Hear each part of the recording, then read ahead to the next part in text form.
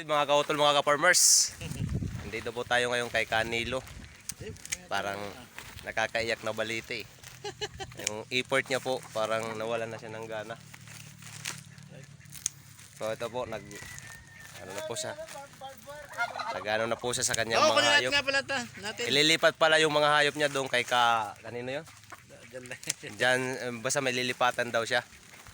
Pero may bibili na. May bibili na ako, nabibili ng pabo. Ito po, dalawa. Sayang, nangingitlog na eh. Paparamihin natin tong pabo. Bagamat nakakalungkot isipin. Oh, ang ganda ng view dito. Parang babalik ata sila ng Maynila muna. Ganun po ba?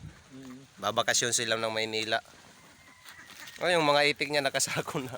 Ililipat. Ay, may bibili na daw. Sayang. Kahapon nandito po ako, saya namin kahapon. Pinagkate ako ng manok ni Canilo. Ako lang na lahat. Eh, sinikap ko pang makapasok yung motor ko, yun oh. Pasok ko dito. Mga manok niya. Hindi na po natin alamin dahilan. Pero secret. Nakalungkot lang na dami ng hayop. Yun, biglang itinali lahat.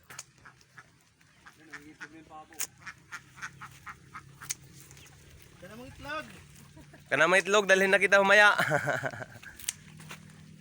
Nagililim-lim ba yung pabo? Yun.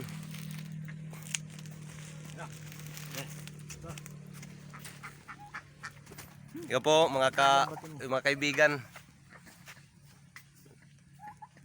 Makatulong na din ako sa pag-ayos dito ni Canilo Cruz. Hello po Canilo. Pa-shout out naman sa mga friend mo Canilo. Hello mga friend. Ipapalo naman po ako.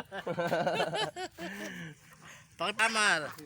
Ano pangalan tol sa Facebook? Kamar po, Kamar. Kamar. Sa YouTube follow channel po natin Kamar mga po. ka-vlog. Ka-utol. Tag dito. Ka-utol.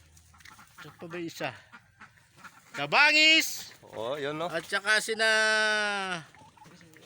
Ito, nakalimutan ko isa. Isang kina-Carnel. Oh, sige. Carnel po. Limutan ko Hello yung po. pangalan niya sa ano. Follow po Follow kami. natin si, Kami po ay Kapatid natin to. taga Santa Rita po, taga Santa Rita. Mabuting tao po to, kapatid. Ayun din po, siyempre. Kaya na po ang bahala. Wala ka patay.